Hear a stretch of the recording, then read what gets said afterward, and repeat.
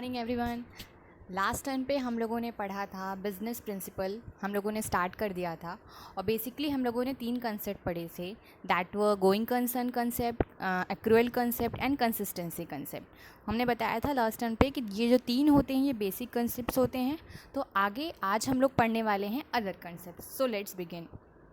बात करें अगर सबसे पहला कंसेप्ट आज हम लोग पढ़ेंगे business entity concept. Business entity concept ये स्टेट करता है कि business is always separate from its owner, creditor, manager and others. It means कि बिजनेस को हम एज अ सेपरेट पर्सन देखते हैं और उसके ओनर को separate.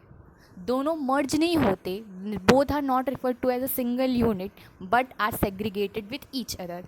When we talk for example कि जियो जो होता है, जियो कंपनी अलग होती है और मुकेश अंबानी अलग हैं। तो अगर हमको कुछ फॉल्ट होता है या हमको स्यू करना होगा तो then we will sue Jio company and not Mukesh Ambani. इस वजह से हमारे जो बिज़नेस होता है उसको आर्टिफिशियल पर्सन भी कहते हैं और वो एक सेपरेट लीगल एंटिटी होता है। सेपरेट लीगल एंटिटी का मीन्स यही होता है कि in the board of law it has separate legal existence. So अब इस कंसेप्ट से हमारे नेट में क्या क्या इफ़ेक्ट आएगा या हमें क्या क्या अकाउंटिंग ट्रांजेक्शन्स पे फ़र्क पड़ता है। अच्छा, पहले तो क्लियर कर दें कि जितने भी कंसेप्ट्स हैं ना वो बहुत ईजी हैं और ये जो इनसे क्वेश्चन एक ही आता है नेट JRF के पेपर में, तो 2 मार्क्स हमारे इन हैंड होते हैं। तो बहुत ज़रूरी है जो इनके बेसिक्स हैं बस हम वो जान जाएं तो हमारे लिए क्वेश्चन सॉल्विंग बहुत ईजी हो जाता है। तब इस बिजनेस एंटिटी कंसेप्ट्स के एग्जाम्पल क्या क्या होते हैं, कहाँ कहाँ यूज़ होता है, let's go to it. So सबसे पहली चीज़ जो ध्यान देनी है कि हमेशा we record business transaction from business point of view and not from owner. जब भी हम बुक्स रिकॉर्ड करते हैं, जर्नल, लेजर हो या फाइनेंशियल स्टेटमेंट हो, on the top of it we always write X limited, Y limited, XYZ limited. We never write the name of the owner जिसकी वो कंपनी होती है। इसका साफ रीज़न यही होता है कि बिज़नेस जो है वो सेपरेट है और जो भी ट्रांजेक्शन्स रिकॉर्ड करते हैं वो हम बिज़नेस पॉइंट ऑफ व्यू से रिकॉर्ड करते हैं। नेक्स्ट थिंग जो पॉइंट करने वाली बात है कि ओनर जो होता है उसको क्रेडिटर की तरह ट्रीट करता है। Owner is treated as creditor and the capital is shown on the liability side of the business.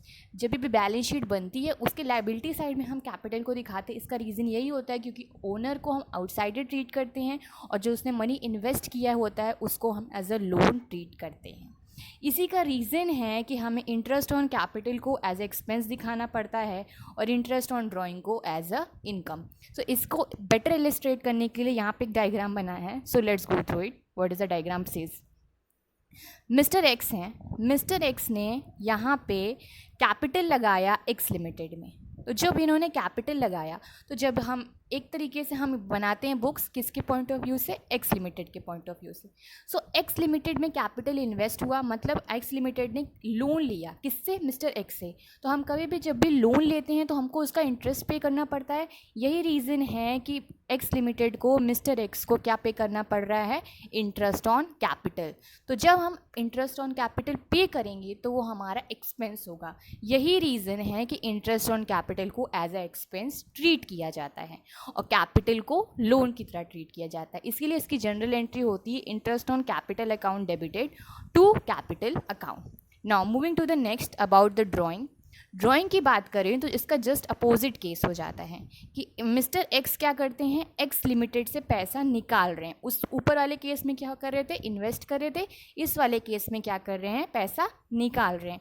तो जब पैसा निकाल रहे हैं तो ये एक तरीके से लोन ले रहे हैं या फिर अपने कैपिटल में रिडक्शन कर रहे हैं। तो जब ये पैसा निकाल रहे हैं तब इनकी ड्यूटी बनती है कि ये एक्स लिमिटेड को इंटरेस्ट दें।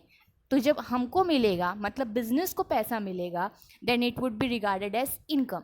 ये कारण होता है कि इंटरेस्ट ऑन ड्राइंग को हम इनकम की तरह ट्रीट करते हैं और क्योंकि इनकम जितनी होती है वो क्रेडिट होती हैं और ड्राइंग जो होता है वो कैपिटल अकाउंट का पार्ट होता है। तो we have already studied debit the decrease in capital and credit the increase in capital.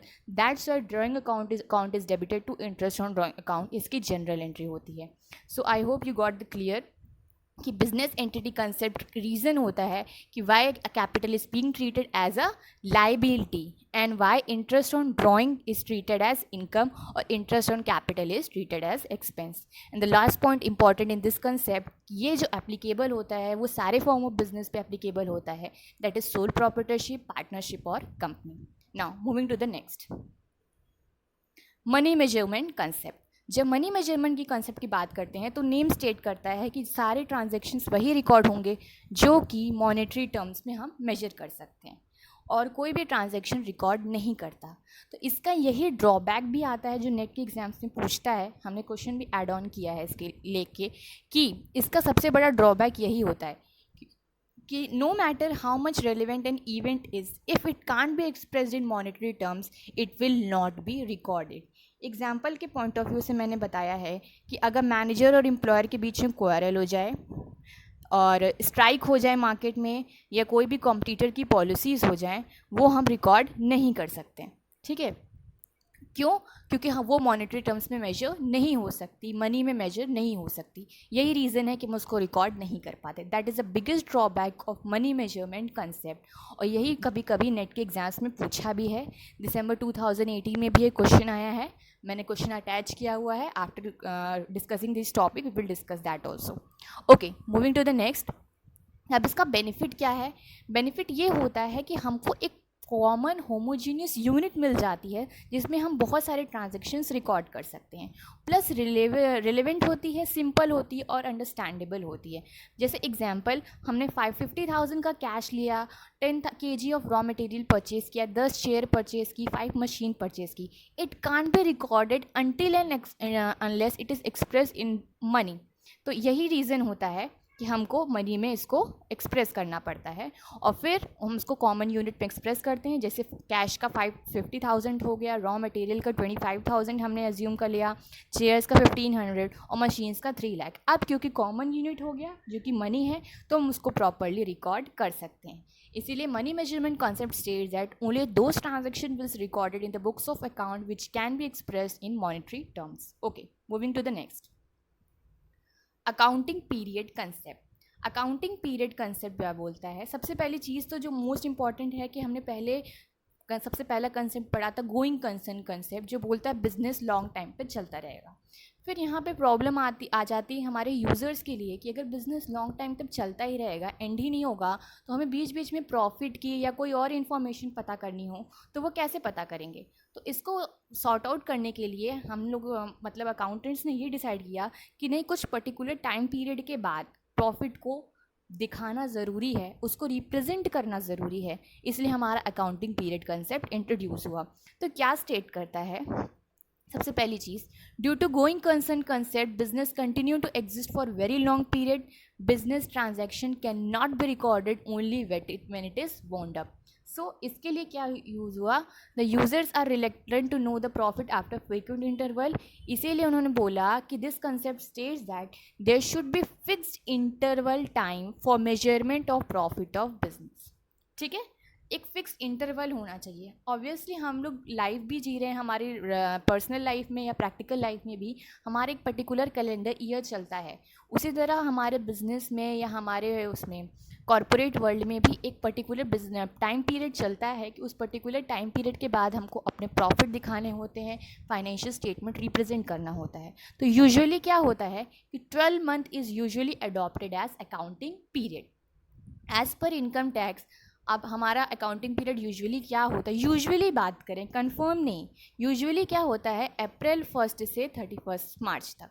Okay, 31 मार्च तक हमारा अकाउंटिंग पीरियड चलता है। अगर हम बात करें कि अभी हाल ही की सिचुएशन में कोविड में हमारा अकाउंटिंग ईयर बढ़ा के जून तक कर दिया गया था। So that is the exceptional case कि हमें रिटर्न फाइल करने के लिए ज़्यादा टाइम दे दिया गवर्नमेंट में। तो इसीलिए बोला कि usually as per income tax authority ने बोला था कि अप्रैल 1 से 31 मार्च। अच्छा, इसमें एक इम्पॉर्टेंट पॉइंट ये भी है। क्या इम्पॉर्टेंट पॉइंट है? कि कंपनी जितनी लिस्टेड है स्टॉक एक्सचेंज में, उनको अपना 3 मंथ्स के बाद क्वार्टरली रिजल्ट पब्लिश करना पड़ता है। इट मीन्स कि ज़रूरी नहीं है कि वो 12 मंथ्स के बाद ही करें, बिकॉज जितने भी हमारे इन्वेस्टर्स होते हैं स्टॉक एक्सचेंज वाले, उनको टाइम टू टाइम पे जानना होता है what is the worth of the company in which they are investing their money. So for the relevant of them, for the sake of their investment, it is very important to publish quarterly result. So इसीलिए जितनी भी company listed हैं stock exchange में as per SEBI rules, they are required to publish their result quarterly after 3 months. Okay, that's what accounting period concept states. Now moving to the next, cost concept और historical cost concept. ये concept बहुत common है, हम लोगों ने हमारे transactions इसी पे रिकॉर्ड होते हैं मेनली असेट्स को लेके, कि असेट्स जो हैं वो हमेशा रिकॉर्ड होते हैं at the price at which it is being purchase and not on the present market value. ठीक है, हमारे असेट हमेशा कॉस्ट पे रिकॉर्ड होंगे, जहाँ की जो मार्केट वैल्यू चल रही है उस पर। तो ये क्या होता है, यही होता है हमारे वैल्यूएशन ऑफ फाइनेंशियल स्टेटमेंट का मेन मीन। ठीक, इसका मतलब ये है कि हमने जो भी असेट परचेज़ किया 10,000 का, हम ऑल द टाइम 10,000 ही दिखाएंगे, लेकिन हमेशा 10,000 नहीं दिखता, हम उसको रिड्यूस भी करते हैं थ्रू डेप्रीशिएशन। डेप्रीशिएशन क्या होता है, loss in the value of asset due to wear and tear of machine, wear and tear of asset with respect to the time. तो डेप्रिशिएशन की वजह से हमारे असेट की वैल्यू कम होती रहती है, हम लोग वो दिखाते हैं, लेकिन हमेशा उसका ओरिजिनल कॉस्ट भी बैलेंस शीट में शो होता है, मार्केट वैल्यू नहीं शो होता। Except there are sir exceptional case कि market value of investment reflect होता है बैलेंस शीट में। उसका reason because they are bought to be sold out in future. उसको हम खरीदते इसी पर्पज़ से हैं कि हम उसको फ्यूचर में सोल्ड आउट कर सकें। इसीलिए हमारे असेट्स जो होते हैं वो ओरिजिनल कॉस्ट पे होते हैं, क्योंकि हमारा मेन पर्पस उसको सोल आउट करना नहीं होता, उसको यूटिलाइज करना होता है for earning revenue. But in case of investment, usually investment are bought to be sold out, इसीलिए उसको हम लोग मार्केट वैल्यू उसकी दिखाते हैं। फिर ये जस्टिफाई होता है गोइंग कंसर्न कंसेप्ट से। ऑब्वियसली गोइंग कंसर्न कंसेप्ट में हमने स्टार्टिंग में बताया था कि हमारा चलते रहना चाहिए, तो असेट्स जो होते हैं इसीलिए कॉस्ट पे रिकॉर्ड किए जाते हैं कि हमको उसको बेचना नहीं, इसीलिए जस्टिफाई करता है। फिर इसका एक वो ड्रॉबैक भी है कि does not reflect true profit in case of inflation because depreciation based on historical cost is charge against the revenue for current price. इसका क्या मीनिंग है, इसका मीनिंग ये है कि जब भी हम पीएल अकाउंट बनाते हैं, पीएल अकाउंट के डेबिट साइड हम एक्सपेंसेस लिखते हैं और इधर हम लोग लिखते हैं इनकम, राइट। तो अगर हम डेबिट साइड और डेबिट साइड हम लोग एक्सपेंसेस लिखते हैं और क्रेडिट साइड लिखते हैं हम लोग इनकम। तो जो भी हम इनकम लिखते हैं वो हम हमेशा तो हम क्या बोलते हैं, पहले तो अर्न किए नहीं रहते, हमेशा करेंटली जो अर्न किए रहते हैं वो लिखते हैं। तो हमेशा रेवेन्यू हमारी क्या होती है, करंट प्राइस पे होती है। लेकिन डेप्रिशिएशन जो चार्ज होता है, वो जो हम डेबिट साइड शो करते हैं, वो हमारा हिस्टोरिकल कॉस्ट पे होता है। तो एक तरीके से हम ट्रू फाइनेंशियल पोजीशन डिपिक्ट नहीं कर रहे हैं। और प्लस इन्फ्लेशन पर्सपेक्टिव से कि हर चीज़ का दाम इस समय कहाँ का कहाँ है, और हमारे असेट क्योंकि ओरिजिनल कॉस्ट पे लिखते हैं, ये इफेक्ट करता है हमारी फाइनेंशियल पोजीशन को। It is one of the question आज इन नेट क्वेश्चन पेपर कि financial position financial statement do not depict the true financial position of a company, और उसका आंसर होगा ट्रू। उसका आंसर ट्रू इसीलिए है क्योंकि हम लोग इफेक्टेड होते हैं विंडो ड्रेसिंग से, कि जो करंट प्राइस चल रहा है हम उसको ना दिखा के हिस्टोरिकल कॉस्ट को दिखा रहे हैं, दैट्स द रीज़न। फिर नेक्स्ट थिंग ये है कि इसका यूज़फुल भी होता है इन्फॉर्मेशन। अब हाँ, ये भी एक ड्रॉबैक है कि information about historical cost may not be useful to management, creditors और इन्वेस्टमेंट। ऑब्वियसली हमारे जो इन्वेस्टर्स हैं या हमारे जो क्रेडिटर्स हैं वो हमारी करंट सिचुएशन जानना चाहते हैं, ना ही कि हम लोगों ने पहले क्या अपना असेट खरीदा था या हमारा पहले का क्या रिकॉर्ड है। Okay, that was all about cost concept और historical cost concept. Now moving to the next is matching concept. अच्छा, मैचिंग कंसेप्ट क्या कह रहा है, एज द नेम स्टेट्स कि हमको मैच करना है। तो मैच हमको क्या करना होता है, कॉस्ट को रेवेन्यू से, और कॉस्ट और रेवेन्यू वही मैच होगा जिस कॉस्ट की हेल्प से हमें रेवेन्यू जनरेट करने में हेल्प किया है। मीन्स एक्सपेंसेस की डेफिनेशन यही होती है कि एक्सपेंसेस आर दोज मतलब खर्चे वो होते हैं which help in assisting in which helps in earning revenue. ठीक है, तो जैसे अगर हमने रेंट पे किया है, तो रेंट पे क्यों किया है, क्योंकि हम उस बिल्डिंग में रह रहे हैं, उस बिल्डिंग में हमको अपना बिजनेस चलाना है। ओके, तो वो हमारा एक्सपेंस कहलाएगा।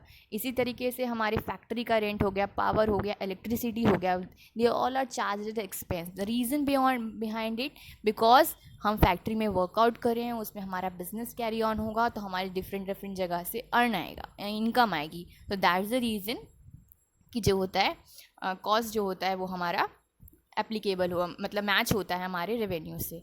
अब और क्या क्या है, it helps in ascertaining of profit. Okay, इसकी वजह से हमारा प्रॉफिट मैच होगा। ऑब्वियसली हमारे रेवेन्यू से हमारा कॉस्ट मैच होगा, या नॉर्मल भाषा में बोले तो हमारी इनकम से हमारे एक्सपेंसेस मैच होते हैं, तो हमको हमारा प्रॉफिट पता चलता है।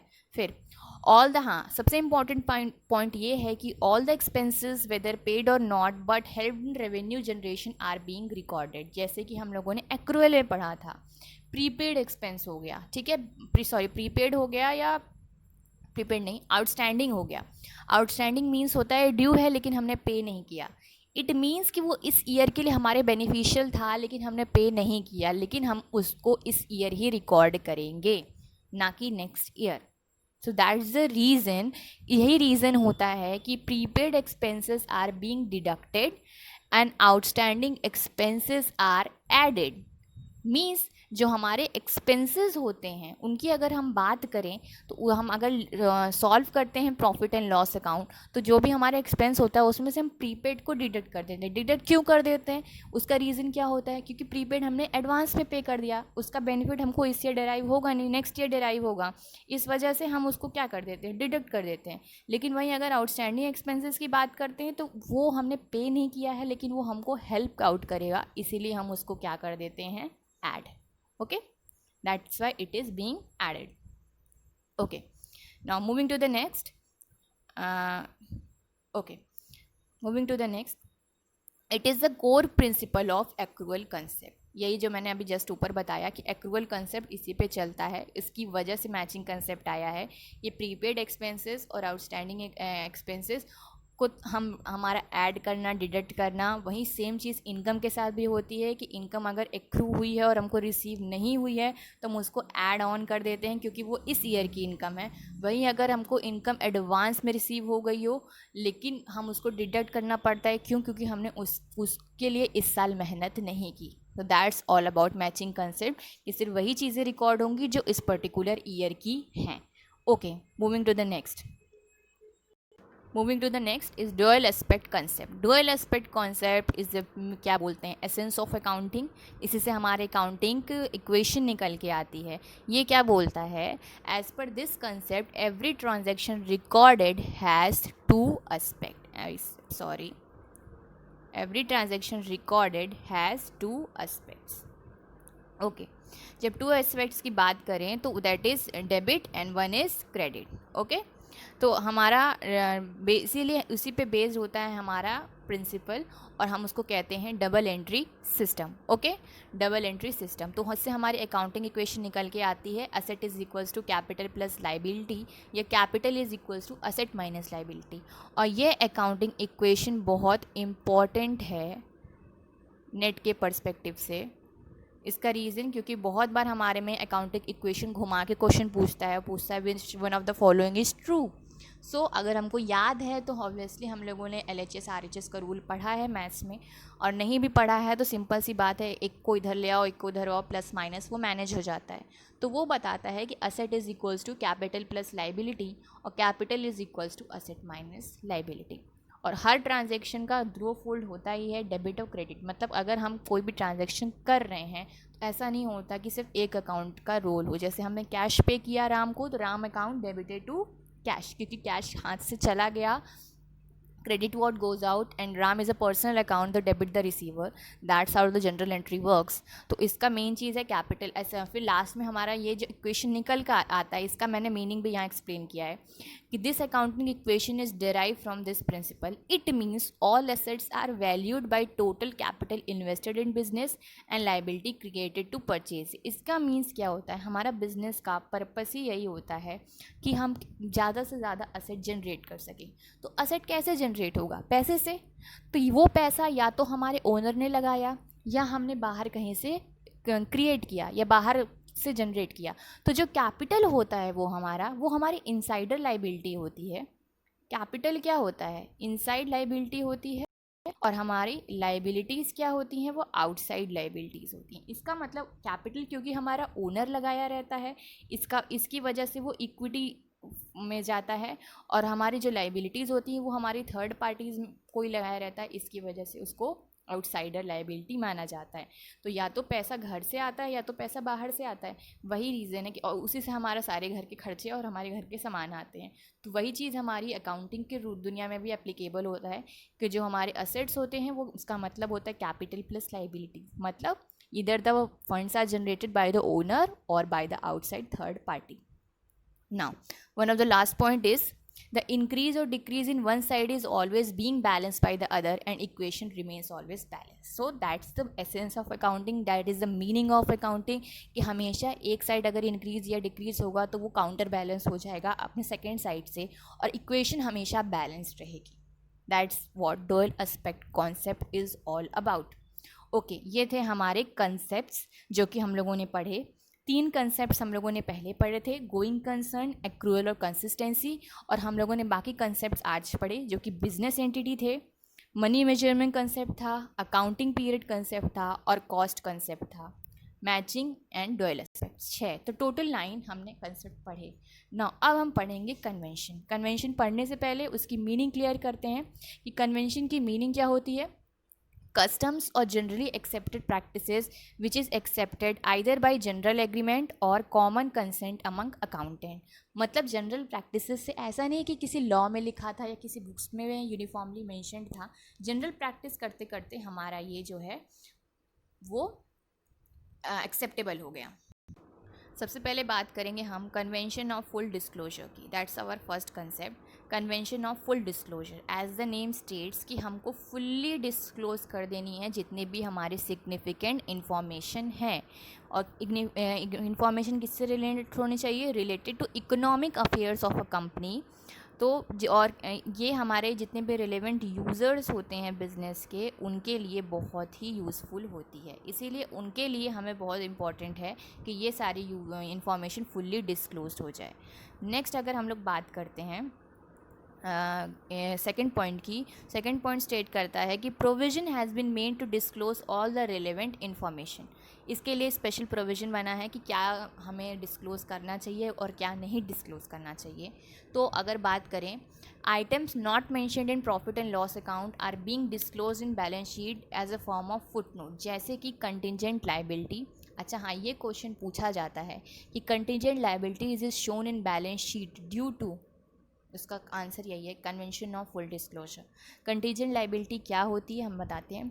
जैसे हमारा कोर्ट में केस चल रहा है, सू कर लॉ में केस चल रहा है और उसके लिए हमारे बहुत सारे पेंडिंग अमाउंट्स पड़े हुए हैं, बट हमको अभी तक वो केस हमने जीता नहीं है और उसके लिए हमने बहुत कुछ लगाया, तो हम उसको दिखा नहीं सकते हैं क्योंकि अभी तक उसका कुछ बेनिफिट अराइव नहीं हुआ. तो वो हमारा फॉर्म हो जाता है कंटीजेंट लाइबिलिटीज़ का. तो जिनको हमको पता है कि है लेकिन एक्चुअल बेनिफिट अभी हमको इसका मिला नहीं है. ठीक है, नेक्स्ट बात करते हैं कि और क्या क्या चीज़ें होती हैं. अगर हमने डेप्रिसिएशन का मेथड चेंज किया है या हमने इन्वेंट्री वैल्यूएशन का मेथड चेंज किया है और मार्केट वैल्यू हमको दिखानी है इन्वेस्टमेंट की, तो ये सारी चीज़ information market value of investment की, तो ये सारी चीज़ें हमको ध्यान देनी है और ये हमें क्या बोलते हैं रिकॉर्ड करनी होती है लाइबिलिटीज़ में, लाइबिलिटीज़ में नहीं, बैलेंस शीट में.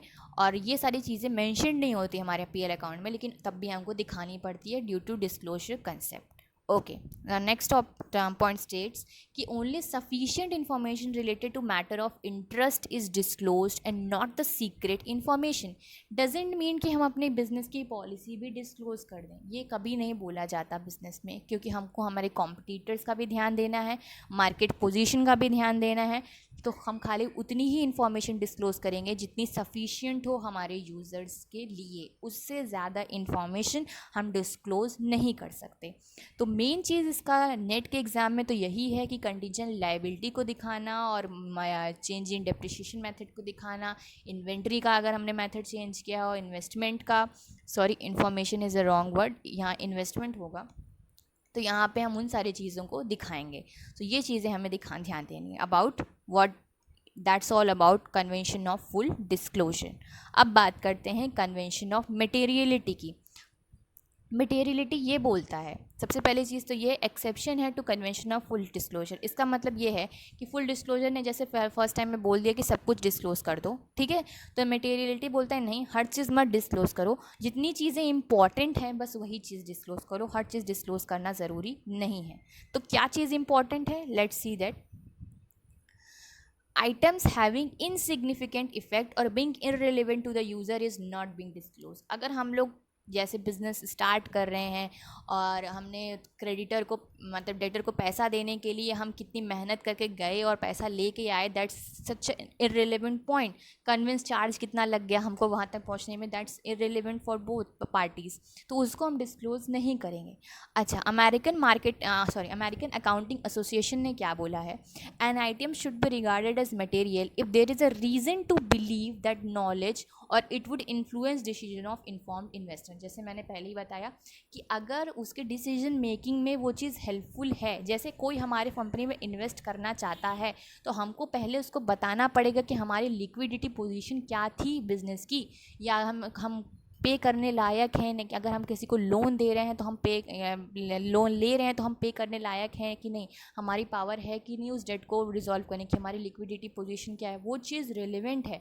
क्यों? क्योंकि वो डिसीजन मेकिंग हेल्प करेगी हमारे क्रेडिटर को टू गिव अस क्रेडिट। लेकिन अगर हम उनको ये बता दें कि हमारे एम्प्लॉयज़ में झगड़ा होता रहता है, या हमारे जो ओनर हैं वो क्या बोलते हैं, उनके पास क्या बोलते हैं इतना वो नहीं है, वो है तो पैसा लेकिन दबा के रखते हैं, मतलब यूज़लेस चीज़ें जो क्रेडिटर्स को मतलब इफेक्ट नहीं करेंगी, उनको नहीं जानना आपके पर्सनल रीजंस में क्या चल रहा है, या आपको कन्वेंस चार्ज कितना लग रहा है, या बिज़नेस आप कैसे चला रहे हो, दैट डजेंट मैटर। तो वो सारी चीज़ें हमको नहीं शो आउट करनी है। ओके, द नेक्स्ट चीज़ है कि one information material for one, कहाँ ये भी इंपॉर्टेंट पॉइंट है कि one information material for one can be immaterial for the other. अच्छा, कभी कभी हमको क्या लगता है कि एक चीज़ हमारे लिए इमटेरियल है लेकिन वो दूसरे के लिए मटेरियल हो सकती है। जैसे कि अगर हमारा 500 का कहीं पर रिकॉर्डिंग ऑफ ट्रांजैक्शन गलत हो गया तो यूजुअली लगेगा कि हमारा करोड़ों का बिजनेस है लेकिन 500 ट्रांजैक्शंस रिकॉर्ड नहीं हुआ तो क्या फ़र्क पड़ता है। बट अगर हम ट्रायल बैलेंस मैच करने पे जाएंगे और हमारा 500 कहीं गड़बड़ी दिखेगा तो वो मैच नहीं करेगा, तो वो क्या हो गया, एक तरीके से लगेगा तो वो इमटेरियल बट एक्चुअल में वो क्या हो गया, मटेरियल। तो इसीलिए अकाउंटेंट को जज करना बहुत इंपॉर्टेंट होता है, इंपॉर्टेंस ऑफ मटेरियलिटी। ठीक है, अब हम बात करते हैं लास्ट कन्वेंशन की, जो कि है कन्वेंशन ऑफ कंजर्वेटिज्म और prudence. It is also one of the most important topic. Okay, तो हमारा लास्ट कंसेप्ट है convention of full disclosure, sorry, convention of conservatism और प्रूडेंस। तो अगर हम इसकी बात करें तो ये क्या बोलता है, ये भी one of the most important है, बहुत बार इससे क्वेश्चन पूछा जा चुका है नेट के पेपर में, इसका एक्सप्लेनेशन या फिर इससे रिलेटेड क्वेश्चंस। ये वन ऑफ द फेवरेट है मेरा पर्सनली, क्योंकि ये हमारे पर्सनल लाइफ पे बहुत इम्पॉर्टेंट है। कंजर्वेशन ऑफ प्रूडेंस ये क्या बोलता है, all anticipated losses should be recorded in the books but all unrealised gain should be ignored. It simply means कि अगर हमको पता है कि फ्यूचर में हमको कहीं ना कहीं लॉस होने वाला है, उसको हमें पहले से रिकॉर्ड करना चाहिए और उसकी हमको पहले से प्रिपरेशन करके रखनी चाहिए।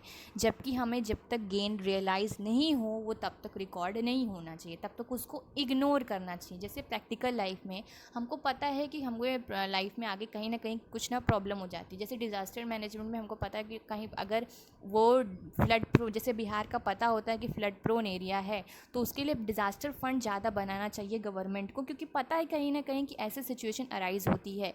लेकिन अगर तो आपको पता नहीं है कि हमें, अगर वहीं एग्रीकल्चर में जब तक हमको ये पता नहीं चल जाता कि हाँ इस बार अच्छे हमको क्रॉप्स की मिलने वाली है या इस बार ज़्यादा पैदावार होने वाली है, ज़्यादा ग्रोथ हो गई हमारे एग्रीकल्चर की, जब तक वो चीज़ हो नहीं जाती है हम अपना क्रॉप को सोल्ड आउट करने का प्लान नहीं बनाते हैं मार्केट में। सो दैट्स द इम्पॉर्टेंट थिंग कि ये जो कन्वेंशन है one of the most important है, क्योंकि ये प्रैक्टिकल लाइफ को भी डील करके चलता है। एक्चुअल में सब कहीं ना कहीं डील करते हैं कि हमको अपने खर्चों को, अपने इनकम, जितने हमारे इनकम अपने खर्चों को एक तरह से मैच करते रहना चाहिए ताकि हमको अपना पता चलते रहे।